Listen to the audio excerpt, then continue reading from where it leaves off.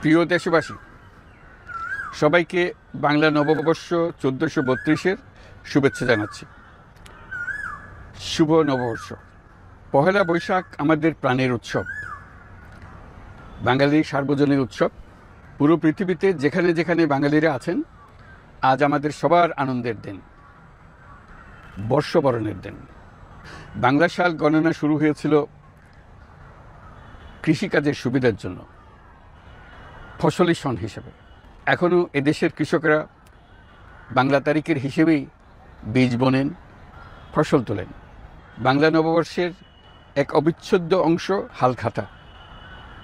এখনকার আধুনিক সময়েও এখনও এই হালখাতার ঐতিহ্যকে ধরে রেখেছেন বাংলাদেশের হাটে বাজারে, শহরে বন্দরে।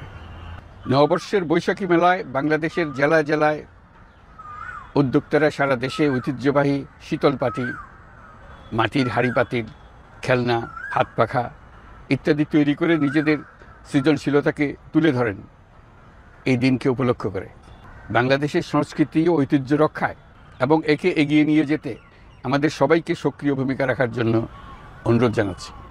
আমাদের এইসব ঐতিহ্য যেন আমাদের নিজেদের মধ্যে সীমাবদ্ধ না থাকে, আমাদের সংস্কৃতি যেন আমরা ছড়িয়ে দিতে পারি বিশ্বের দরবারে।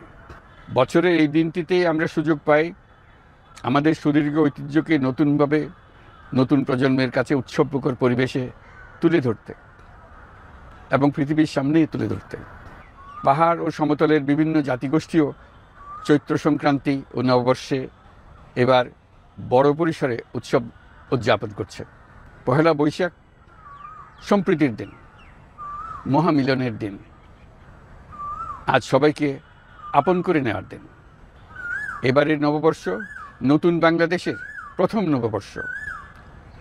আসুন আমরা বিগত বছরগুলোর গ্লানি, দুঃখ, বেদনা, অসুন্দর ও অশুভকে ভুলে গিয়ে নতুন প্রত্যয়ে, নতুন উদ্যমে সামনের দিকে এগিয়ে চলি। চলুন নতুন বাংলাদেশ গড়ে তুলি। 24-এর গণ অভ্যুত্থান আমাদের সামনে বৈষম্যহীন বাংলাদেশ গড়ে তোলার সুযোগ এনে দিয়েছে। এই সুযোগ যেন আমরা না হারাই। বৈষম্যহীন বাংলাদেশ গড়াই হোক এবছর নববর্ষের আমাদের অঙ্গীকার।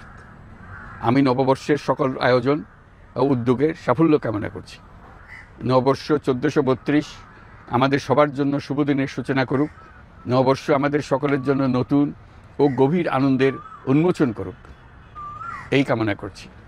সবাইকে আবারও আমার নববর্ষের শুভেচ্ছা ও সালাম জানাচ্ছি। আসসালামু আলাইকুম। মহান আল্লাহ আমাদের সহায় হন। আল্লাহ হাফিজ।